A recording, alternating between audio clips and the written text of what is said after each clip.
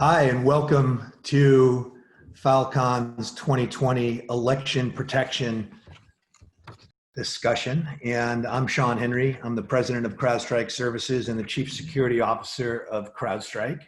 And I have an amazing couple of gentlemen here to talk about the elections around the world, not just within the upcoming US election, but what we're seeing globally as it relates to global democracy. First with me is Sir Robert Wainwright. Rob's a partner at Deloitte and a former executive director at Europol, where he spent more than 9 years, but he also has a distinguished career in the government service. He worked as an international director at SACA for 3 years. He was in the Ministry of Defense for 10 years, was deployed to The Hague at Europol for 3 years. So he's got a lot of international experience and really can add a great perspective on this issue from the global side of the house. And also with us is William Evanina. Bill is currently the director of the National Counterintelligence and Security Center in the Office of the Director of National Intelligence. But Bill also has a distinguished career in law enforcement and the intelligence services. I spent more than 20 years in the FBI and was also some time at CIA. So he's got great experience on counterintelligence and national security. So we're gonna talk about this issue and what it means to us. I think nations have been engaged in espionage for more than 1,000 years. Historically, disinformation campaigns were more about what was happening on the battlefield, altering outcomes back when armies were targeting each other. But today, there's been some dramatic changes with the advent of the internet and the amount of information that's being pushed to networks, where we've seen elections being influenced by outside foreign governments and disinformation campaigns that are targeted to sow discord and confusion and chaos and mistrust, and most of all, division. President Lincoln said, "A house divided against itself cannot stand." And I think that's exactly what our adversaries want here in America and arguably around the world. And I think we've seen a lot of divisiveness in recent time that is creating some concerns for folks, specifically as it surrounds the election. I think if we consider Russia's objectives, their interest in undermining democracy and restoring what they see as Russia in its rightful place in the world order, we've seen attacks globally in the UK, in Finland, in France, in Germany, in Estonia. And it seems that some of these attacks have gone unpunished.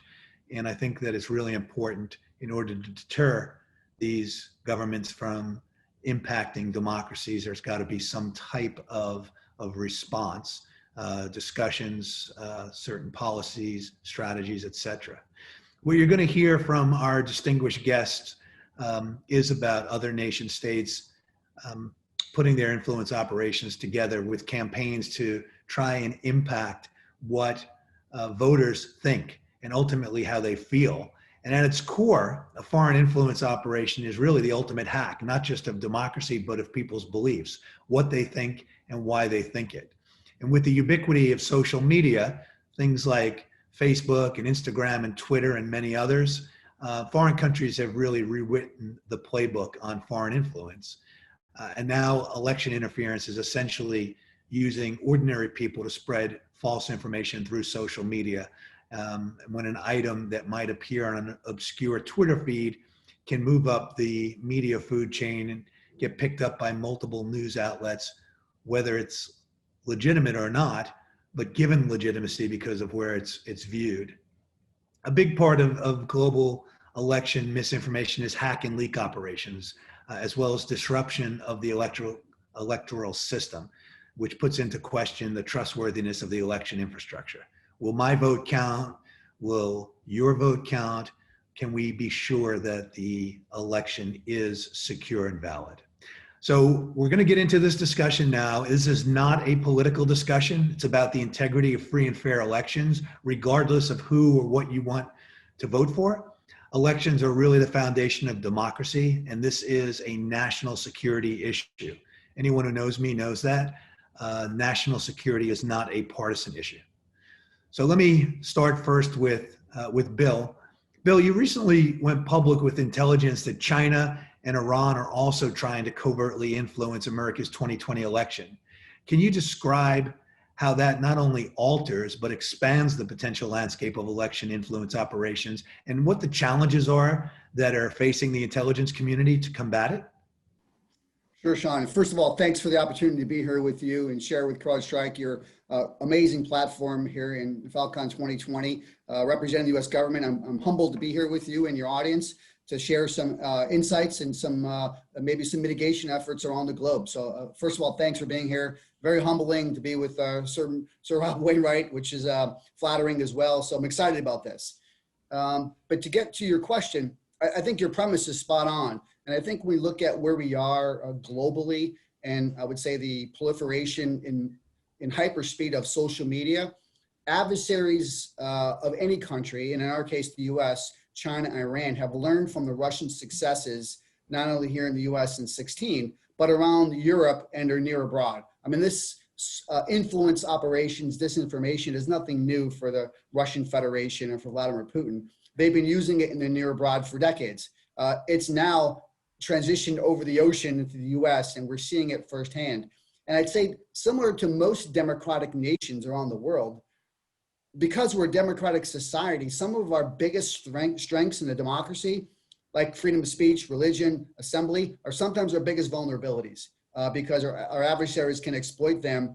And what we've seen here in the US the past year with some of the discourse, the rioting, the protests, the murders that happened to some unarmed individuals from COVID. We've had a lot of activity here in the US that we've seen our adversaries amplify and accentuate on social media. For example, and how does it touch the election? Well, in the COVID space, clearly the president and administration has clearly put the impetus of this COVID on government of China. So there's been a back and forth between China, the US, and the world geopolitically. And China has spent a lot of time, effort, and capital in disinformation and influence efforts on COVID. Well, that directly impacts the presidential election, right? They might not come out and say it, but their bashing of the president administration regarding COVID has a direct correlation to the election. So what we've seen is, the old Russia model of directly impacting the presidential election. We've seen now China and Iran take that one step further and elongate that linear path of information, disinformation. And sometimes we see, we call it information laundering. It's very, very complicated. And the American public, and I would proffer the public in the democratic nations around the world, really don't understand what disinformation and influence looks like and feels like when you see it. So I think social media and the ability to promulgate information expediently on the web is going to be a big vulnerability for democracies going forward. Yeah, when you talk about social media, the platform, the ubiquity of it, and the access, the ability to kind of turn messages into an echo chamber and to continue to repeat over and over again, and people start to hear and believe certain things. It's very interesting. Rob, Bill mentioned internationally, and he talked about Europe. I made some comments in my opening remarks because I think it's pretty extensive. We know that disinformation campaigns are part of the foreign adversary playbook for election interference. What have you seen in Europe? And more importantly, I think, what can we in the United States learn from what we've seen in Europe and some of the strategies to combat those issues? Yeah, well, let me just echo Bill's point and say what a pleasure it is to be with both of you today. It is a fantastically important issue. And you're right, Shawn, that of course the U.S. election is in the spotlight at the moment, but this is a problem around the world. And in Europe, well, let's take the UK as the example. I think you mentioned that in the introduction. A very important report by the Intelligence and Security Committee of the British Parliament published just a couple of months ago in the summer of this year, a report into the possible impacts of Russia, especially in affecting elections, including what was, of course, a seismic a referendum that we had in the United Kingdom around Brexit, of course, that preceded the last general election we had as well. Actually, there was no real evidence that came from that there was a direct malign influence on the outcome of Brexit. So kind of the jury's still out on that. But there was a lot of concern that the intelligence agency of the United Kingdom shared with the British Parliament in that inquiry around the activities of Russia and indeed other actors, as Bill was explaining. And concern also about what was clearly being seen around Europe, in France, in the Netherlands, other countries as well. I mean, you both picked up on an important point of language here. I think it's important that your viewers understand this, that on social media platform, there's a lot of talk about disinformation campaigns, right? The spreading of false narratives with the intention to mislead people. There's a lot of that activity clearly going on, but this is much more than that. And there is a side to this that is even more dangerous and insidious. I think you mentioned in the introduction influence operations, right, by malign foreign actors. And this is also something the British Parliament looked at, not just disinformation campaigns, but cyber attacks on election infrastructure, possibly illicit funding operations as part of the election cycle. So I think, one takeaway from the UK and other countries, of course, that you're already, I think, aware of in the US is nonetheless, this is far beyond than just spreading of propaganda on social media. In the end, the UK, I think the assessment was the election process, the integrity of that was largely sound because it's, still based on paper-based voting, frankly, and counting. So there was sort of inbuilt protections from the slightly arcane nature in which the British electoral process works. Some concern maybe around the software used for counting of votes, and that was definitely played out then in the Netherlands during its national elections in 2017, right, where there was a real concern identified about the reliability of software used on the counting machines.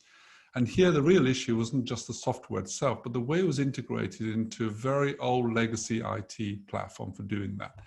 Old IT capability. You'll know, Shawn, very much from your work in CrowdStrike, how a fundamental challenge that is to so many governments and businesses, right? When you're trying to get off legacy IT platforms, the cyber risks, cyber vulnerabilities are going to be very high. So I guess the lesson here is you got to invest in your infrastructure, right? Your IT infrastructure, if you want to have free and fair and sound elections as well. We know this is as important as it gets. So get your investment right. Make sure that we're learning the lessons of how to deal with cybersecurity, right?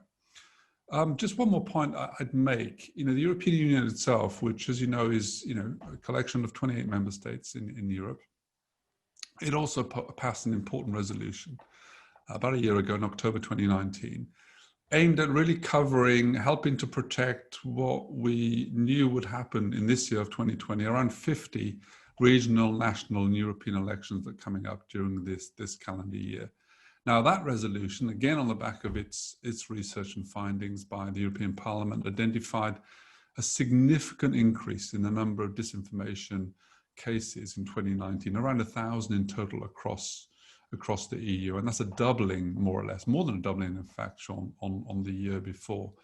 And so there's a big action plan, promulgated out of that for all the countries in Europe around, the role of social media and technology, making sure they're more closely collaborating with government, need for a coordinated response across Europe. Your point again, this is more than just touching one country. And of course, this important point about making sure that we have enhanced security here, but it doesn't come at the cost of privacy, right? Definitely shouldn't come at the cost of deterring people from actually voting. So, tricky balance to get right here. My last point, I just want to echo the point that Bill made. He talked also about the complexity of the threat and people don't really understand what's going on here. I think there are even between the cycle of the US election 2016 and 20, the complexity of the threat has definitely moved on, and we really need to up our game as a result. The concept, when I think about 50 elections coming up in 2020 across the EU, and the challenges around that to secure and to validate those processes in the current environment is just staggering. It's overwhelming, and it really, I think, highlights the need or this discussion, which is about democracy writ large as opposed to one particular election. Bill, back to kind of the coming election in the U.S. There's been a lot of talk about the electoral system in the United States, that it's sufficiently decentralized, and that attempts to change a significant number of votes that might actually impact an election is incredibly difficult. And the 2016 election, when it was reviewed by the Senate Intel Committee, they concluded that Russian hackers had actually probed all 50 electoral systems in 2016 looking for vulnerabilities. What types of vulnerabilities are there in those systems, and could that possibly change the outcome? In other words, if you couldn't necessarily change because of the way our system's set up with the Electoral College, you don't necessarily have to change a wide band of votes, but maybe focusing on a crucial county or a swing state to change the outcome. What are the concerns there, and what might we see going forward? Well, Shawn, that's a great question. I packed a lot of hypotheticals that we look at every day. And I would say we, the US government, we have an unprecedented collaborative mindset the last couple of years with, the intelligence community working in partnership with FBI, DHS, CISA, and all 50 states, secretaries of state and election officials. We brought in all 50 secretaries of state 4 times, as well as their vendors for election infrastructure. We gave them classified briefings of not only the intent of our adversaries, but the capabilities, so they can understand what those vulnerabilities are in their systems. And let's be honest, we have over 6,600 election systems in the US. None of them are connected. None of them are a bastion of IT awesomeness, right? So the good thing is they're not connected to the internet. And I think we're right now somewhere around 92% of American votes will have a paper backup. So we've made substantial strides.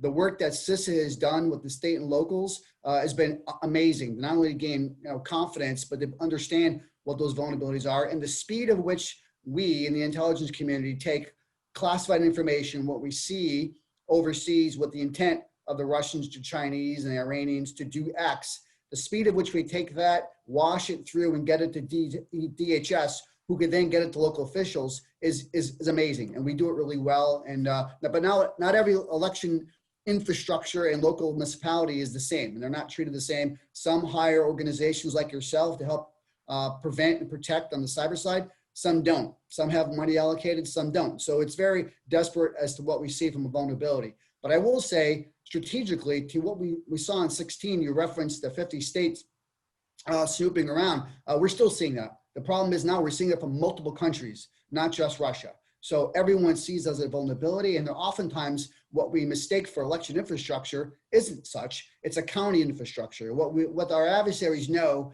as well as what we know, is these infrastructures, which we call election infrastructure, is usually a county infrastructure tied to the rest of the county. So you need to only have potentially ransomware on a city, a town, a locality that's not tied to election infrastructure, but it will definitely have an impact. So the redundancy, resiliency key phrases are really important. And I think CISA has done a good job the last couple of years ensuring that our local election officials understand the criticality of redundancy and resiliency if you have an outage, which, we game plan all this stuff, and, starting on the election day moving forward is where we believe the most chaos will be. To your premise, if we have 4 or 5 counties across America and battleground states that don't have power, there's a ransomware attack in a library or in a city hall, and people can't vote or they can't count the votes, we will overcome that because the system of elections is pretty redundant and resilient, and it's enduring. But what we can overcome is the influence operations that come after that. The ability of our adversaries to exacerbate that and make it a big deal, which is why we need to partner with our cable companies, our news media, our newsprint media, to say, listen, let's calm down, let's slow down, let's look at the facts before we jump to conclusions that we have interference from a nation state threat actor. Let's not jump to that. Because as you know, and people who worked in the cyber world, if we have an attack, if we have a cyber outage, a power outage, if we have a ransomware attack, the expediency for which we'll get attribution is not going to be in an hour, right? So we have to have a way in a democratic society to overcome that and then worry about the investigation later. At the same time, have everyone remain calm and instill confidence in the rest of the electoral process that day or moving forward. I think what's important to know here for the viewers around the world is that, we've spent a lot of time and effort here in the US the last couple of years driving these partnerships from the intelligence community through DHS all the way down to the local level for this particular reason, so that the local CISO in County X understands not only the capability, but the intent of an adversary and how their election system can be mitigated and can also be compromised. Look back in 18, we had an issue in Atlanta where there was a ransomware attack in the city. It had nothing to do with the election infrastructure, but yet it did at the same time. The last point I'll make, and that, Rob talked about this, is, some of this is historical. We look at our adversaries and what have they done? Specifically, what has Russia done in Europe in the last decade on elections? There's 50 coming up in Europe, so what are their capabilities? What has China done in Hong Kong and Taiwan? We need to look at that history to be able to juxtapose what's the realm of possibility here. And I'll give you one example. In 2014, the Russian intelligence services were very creative. They didn't interfere in the Ukrainian election, but they interfered with the results, which went from the local officials to the cable news network, because it's internet facing. So I guess my cautionary tale to democracies everywhere is you need at all costs to protect anything that faces the internet, because that is our number one most vulnerable aspect of where adversaries will continue to drive their chaos. I appreciate that entire response, and I would hope that would give a lot of viewers confidence.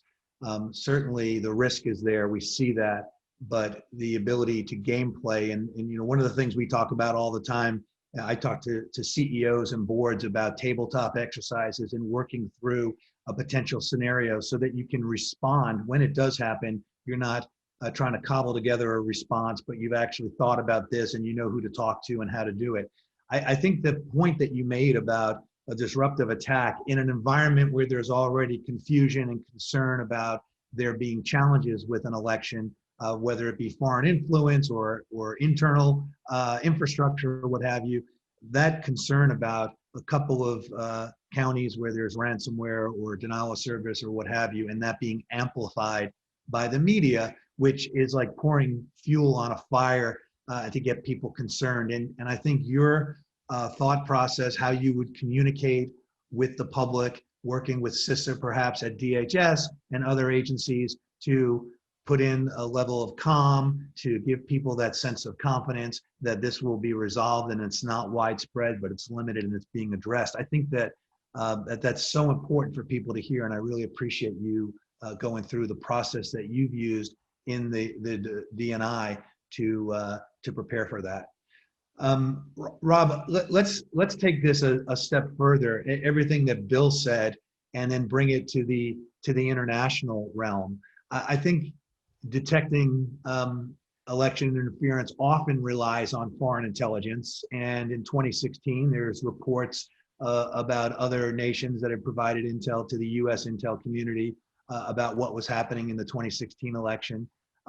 And during my time in the FBI, we worked incredibly close with our foreign counterparts, particularly in Europe, on alliances in the cybersecurity space. And in fact, that's where I first met you in the mid-2000s. It's resulted in US and their allies having trust and confidence in each other. Because I think we all recognize what an attack on one democracy means to others, because we are a global democracy. Certainly we have components, but together I think we fundamentally agree with some basic principles. But now with some of the global tension, can you describe a little bit the current collaboration between members of international intelligence communities in warning and staving off attacks on elections, both among themselves in Europe? You described these 50 elections coming up, as well as with the United States. Yeah, I think we can be reassured, right? And maybe not all your viewers will understand just how deep-rooted that level of intelligence collaboration is, right, on national security issues. And Bill talked about how important it is within the US to have much closer collaboration at the federal, national, state level, but of course internationally as well. At the same time, the US has been extending its intelligence links for many years probably with its closest partner still in the intelligence world, the United Kingdom, but as you say, across Europe as well, and with the NATO countries. Within Europe, definitely, this club of intelligence agencies actually intensifying their cooperation, as well as the sort of institutional significant developments in the EU, like Europol itself, an agency that was formed exactly for this, to promote much more effective cooperation within Europe on important national issues, right? I think a lot of that has been intensified in recent years, really on the back of this sort of terrorism agenda, frankly, following 9/11, following a wave of terrible attacks in Europe over the last few years. That's intensified the need for much closer national security collaboration. So I kind of had a concern in recent years as to, that understandable focus on counterterrorism, whether or not that would push away room for a focus on an issue like election interference. That would be a concern of mine. What I've seen, what I'm hearing is that actually, in the last year or two, actually, election interference has become so important. And so there's a much greater intensive effort around that. So there should be, of course. My point is that with that new focus, understanding that this is at the heart of our democratic interests, the infrastructure laid down for the last 2 decades to intensify the level of collaboration is there and can be exploited. You talked about how we did that, and to great effect on major takedown of cyber operations, right? On terrorism, plenty of successes. So it's there now and can be used, and I'm sure it is being used, not that I'm in government anymore, to help each other protect from this threat, right? There are still challenges. There'll always be challenges around resources, around how difficult that kind of coordination piece can be across a wide landscape of different countries, as you know, different legislative, legal routes that you have to take. The specific challenge in Europe right now affecting the UK around Brexit, what does that mean for, how closely embedded UK will still be? That's a live issue, of course, as well. And don't forget, what we're talking about here is very close pan-European and transatlantic cooperation, right, between agencies in Europe and the US. For the rest of the world, it's a much less joined up picture, right? Much more patchy. And of course, this is to a certain extent affecting many other regions as well. But in our backyards, pretty good, I think. That's reassuring, recognizing the importance of those relationships. And I've seen the synergy of these international allies working together in a collaborative way and the value. And I think that you're right, talking about building on the counterterrorism model where there was a widespread sharing of indicators of attack to allow people to work together to better protect their citizenry and their communities. So I appreciate that analogy. Bill, let me turn to you again. You talked a little bit about ransomware and the attack on infrastructure. And when we're talking about the integrity of the actual ecosystem, separate and apart from the misinformation piece, which certainly factors into the ecosystem, but I'm talking about the actual technology. A couple of weeks ago, we saw a ransomware attack on a US-based software vendor that provides election and voter data services to local counties and municipalities. And there have been other nations that have made some drastic changes to their processes. There was a recent article in Wired magazine that put forth solutions for election security from other countries. They talked about the Dutch, who had discovered massive security flaws in their software system for counting ballots back in 2017, 6 weeks before a big election, and they had to count all votes manually. They made that determination. Of course, Netherlands is a little smaller than the US, but nevertheless, something they took on. And then in Estonia, this kind of this authentication, because the Estonians are such a highly connected technological society. I think they really do lead the world, certainly per capita in their creativity in this space. But they have smart cards that citizens have that they have to physically authenticate their identity for online banking and paying taxes and voting.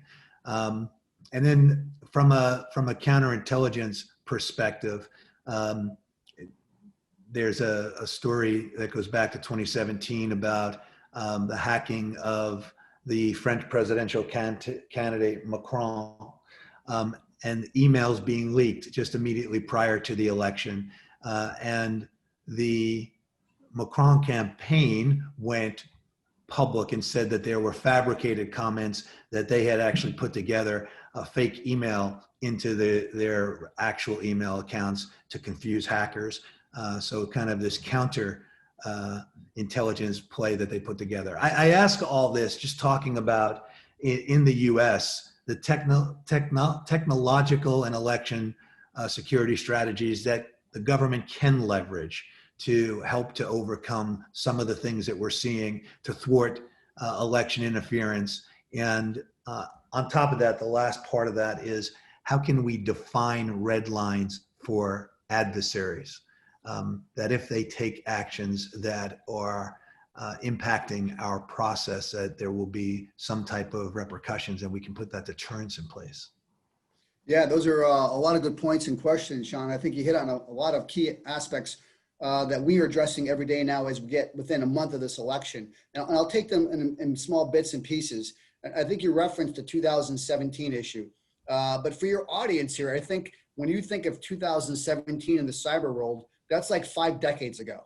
That's 5 decades ago. So the issues we had with technology and capability in 2017 is now like a Commodore 286, right? It doesn't exist anymore. So what we have now, in addition to the fake anything, the concept of deep fakes, the ability for a cyber actor or a nation state threat actor to provide a false email, a false voice recording, a video is obviously mainstay now. So we're worried about that as well. But I think one of the difficulties in the US that we have, because we're so federated, right? We have over 6,700 different election systems. That's also a good thing, because at scale, no adversary, criminal or other, can really impact that system if it's not connected at all. So even within the states, one state alone, all those election systems are not connected at all. However, our adversaries understand that, and they do know that they can impact, a county by county issue in that city or that county, whether other ransomware or cyber attack or any kind of, let's say a power outage to electrical grid, which we know our adversaries have already set that pace for over the last decade. So there's capability there. I think your point about red lines, I just last week, I know our administration told the Russian Federation very clearly, unequivocally, don't do anything and there will be repercussions. And I think there will be with any of the 3 countries. But I think you have to say, I'm a big believer, first of all, I'm in intelligence world, imposing cost to adversaries and cyber actors is a big part of this, right? 2 things, costs with a capital C, as well as attribution and public embarrassment, right? I think changing the behavior of a foreign nation state comes with imposing costs and public attribution. And I think the US has gotten much better at that in the last 4 or 5 years than we were, Shawn, when you were back in the FBI. We had a lot of difficulty in administration wanting to attribute nefarious activity of nation state threat actors. We've gotten much better at that because that really puts a global stamp on China, Russia, Iran, North Korea, and their nefarious activity. I think we need to be able to do that. When you look at what DHS has done working with the FBI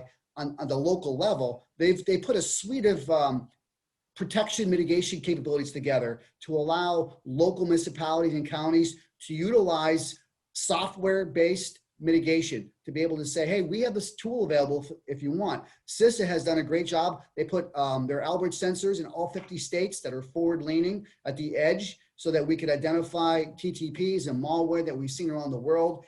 And back to Rob's point, the sharing that we've seen not only in our Five Eyes, but in NATO of those malwares, the TTPs, the indicators of compromise has been daily and robust. So we have to be able, as nation states that are democratic in nature, share what we've seen historically, because that's what we're going to win to keep up.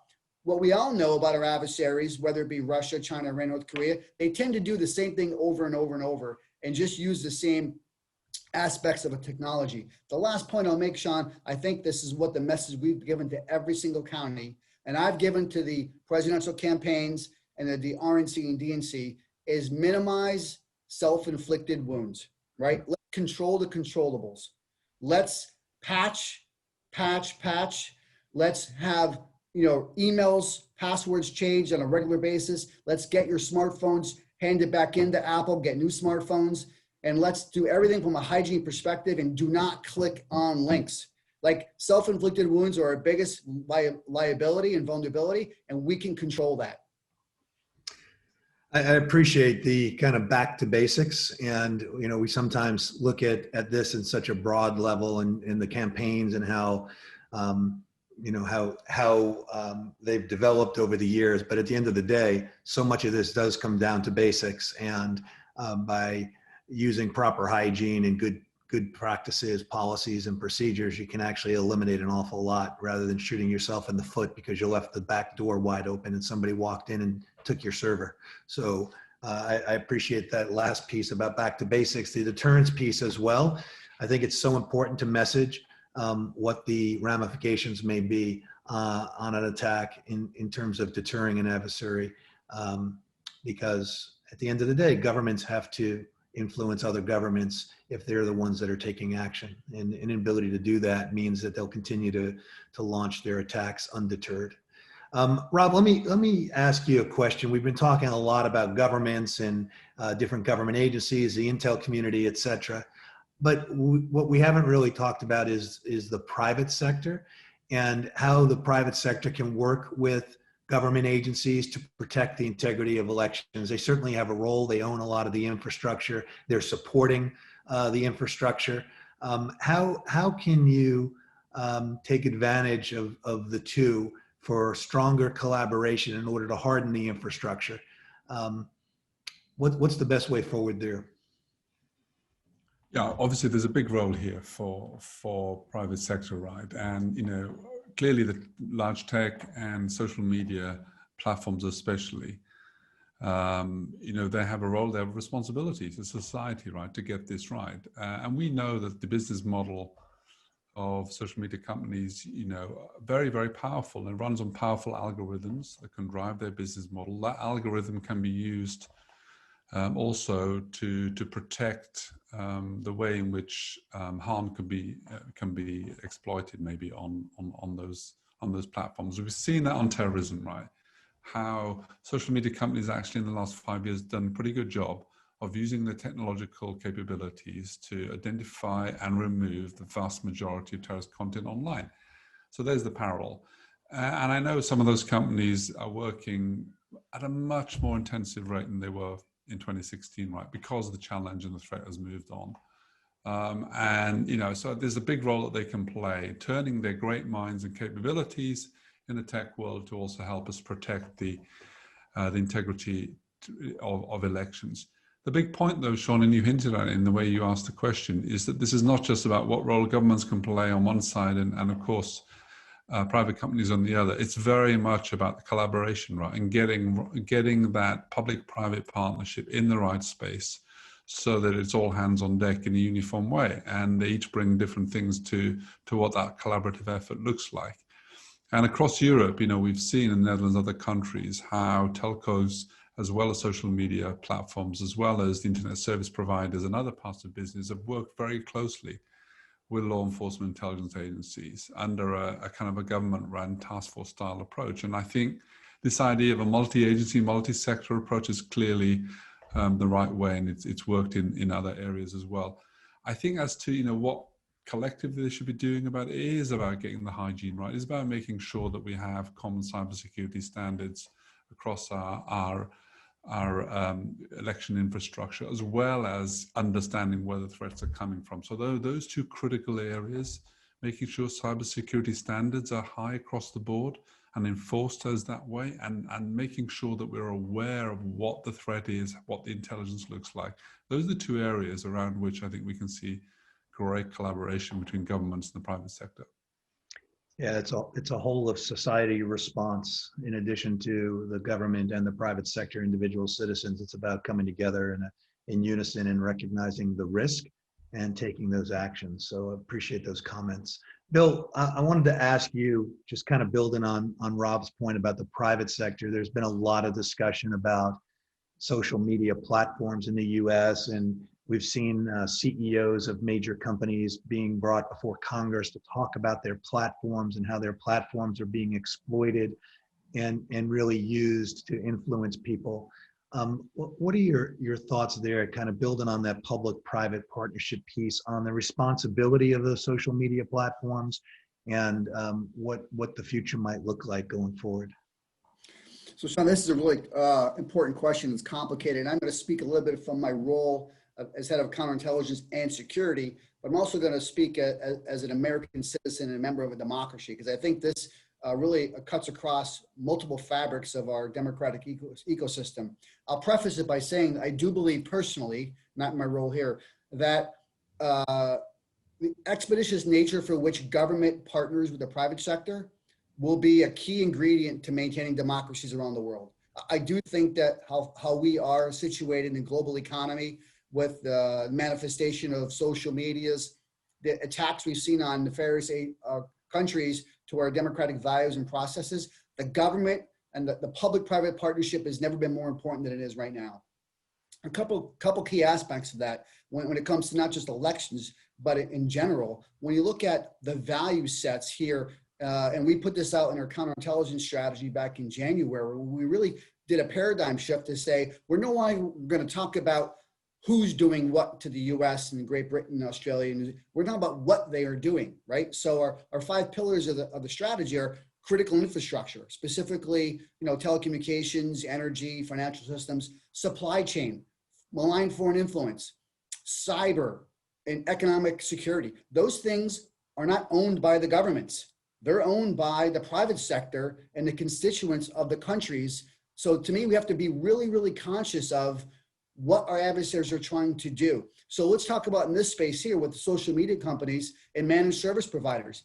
I mean, how many times do we have to look in the paper and see DOJ or around the world, the Brits, having issues with adversaries penetrating managed service providers? It's becoming, a commonplace. We have to find a mitigation strategy that works not only for the managed service providers, but provides a prophylactic against any kind of regulatory oversight, right? So I think this is where Congress, and I would say the Parliament in the UK and across the democracies, we have to find a happy medium to not only protect big companies and tech companies and managed service providers, at the same time have some solutions of a policy. Right now, the US government has no policy on this issue. We're calling all the leaders in front of Congress to scold them for what they're doing and not doing, but there's no guidelines, right? The technology for which we have platforms in social media has well exceeded any government's ability to regulate.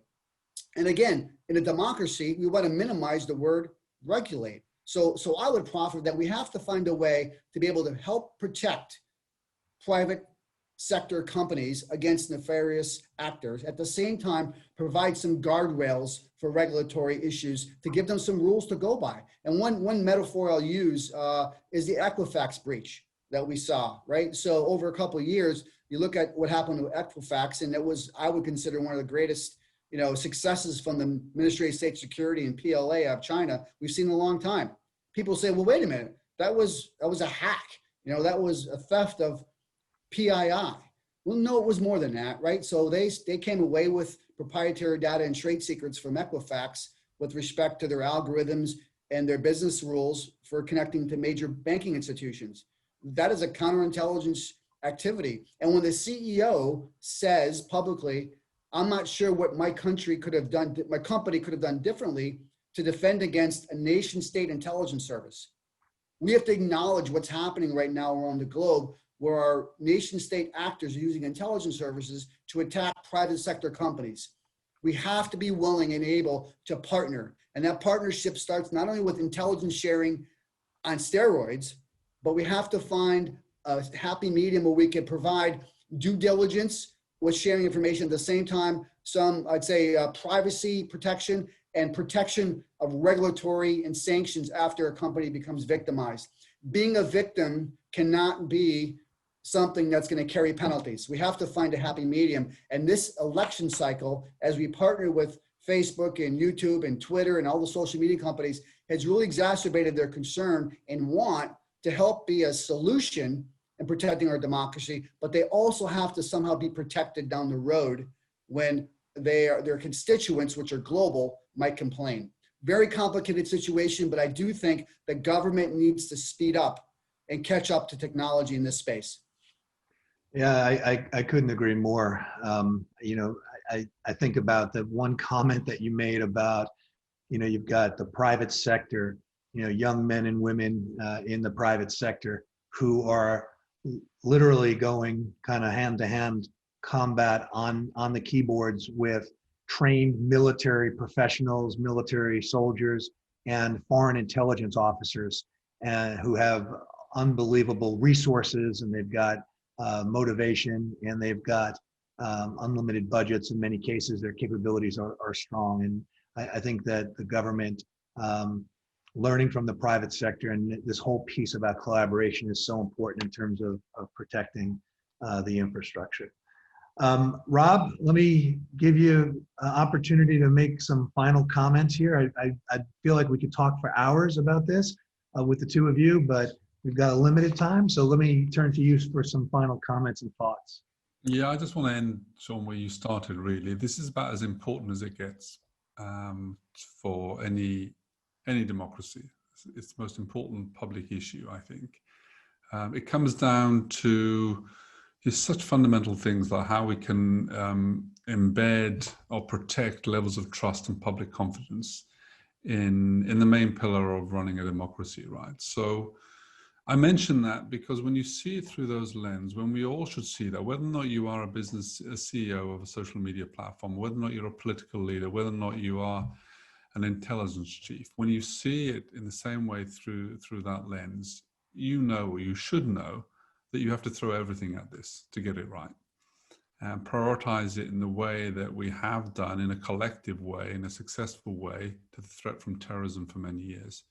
And so that's throwing the full range of government and business capabilities out this way, in a concerted way, at a national level and international level as well. And I mention that because it requires leadership, Shawn, I think, you know, within all those sectors. This is that important, we're going to get it right. Now, put your money where your mouth is and follow up on that by investing in the right kind of collaboration, in the right kind of technological tools that we need to get this right, so that we can protect democracy from what is clearly a much more dangerous threat today than we've seen in the past. Yeah, I appreciate the word leadership, because in so many of the experiences I've had in my professional life, where there's been great success, it's been because of strong leadership, and where there's been failure, it's been because of a lack of leadership. And I think that now more than ever, the leadership by so many people to step up and to recognize the risk is so critically important. Bill, let me give you an opportunity to make some final comments or thoughts. Well, first of all, Rob's last point, I think I'm going to double down on that. And I think using the terrorism, I would say, platform for where we've succeeded as free democracies the last 20 years, I think we have to do that in spades here. And I think we have to do a better job of educating our voters and our populace in our democratic countries why the threat to democracy through the elections is an existential threat. You know, a terrorism threat is a kinetic thing. It's something that comes and it goes. People get hurt, they die. It's horrific. But the threat to a democratic country and an institution, morals, values, is long lasting. And we need to have protections in place to make it enduring. And I think we have not succeeded, Shawn, across our democratic countries in explaining to our populace how important and how fragile our democracy is. And part of that fragility, the core fundamental basis of that fragility, is free and open elections. We have to be able, at the core basis of a democracy, provide protective, free and open elections, and have the members of our populace have confidence in the voting systems and processes so they go out and vote. If we cannot, as democratic societies, ensure that, we have a lot more problems than we think we do. But I think it behooves all of us collectively, the government, I would say leadership, because I do agree with Bob, we got to have leaders. But we also have to have collective want and understanding that our democracy is a fragile thing, and it starts and stops with the ability to elect our officials who will lead us. And if we can do anything to prevent that, not only here in the US in 3.5 weeks, but in Europe in the 50 elections, the most important thing we could do is vote. If you look at 2016 here in the United States, just over 60% of eligible voters voted. Just imagine as democracy, if we get to the 80 or 90%, how different we will look as a nation and as democratic nations around the globe. So to me, voting is the ultimate mitigation to any threat we have from influence, disinformation, or threat to our democratic values and institutions. That's a great way for us to conclude. I appreciate your comments about the fragility of democracy. I think democracy is too important, the right to vote for sure, but then those elected officials who help to keep basic human rights free, things like freedom of speech and freedom of religion and freedom of the press, the concepts that this country was built on and democracies around the world have been built on. I think there have been too many sacrifices made to keep this country free, to keep democracy, and there have been too many lives lost around the world protecting democracy. People that all three of us know who've died in defense of our respective nations. And made the ultimate sacrifice. And that's why I take this seriously, and I know both of you take it seriously, and I hope that our audience has learned something. This has been a fascinating discussion by two gentlemen who are true experts in this space and are patriots for democracy. Having worked with both of them, I have tremendous respect and appreciation for what you both have done, your passion and your enthusiasm and your commitment to freedom and democracy. I want to thank you both for your service to your governments, for your service to democracy globally, and for your continued efforts to help raise awareness and to keep us all safe. So thank you both. Thank you to our audience, and get out and vote.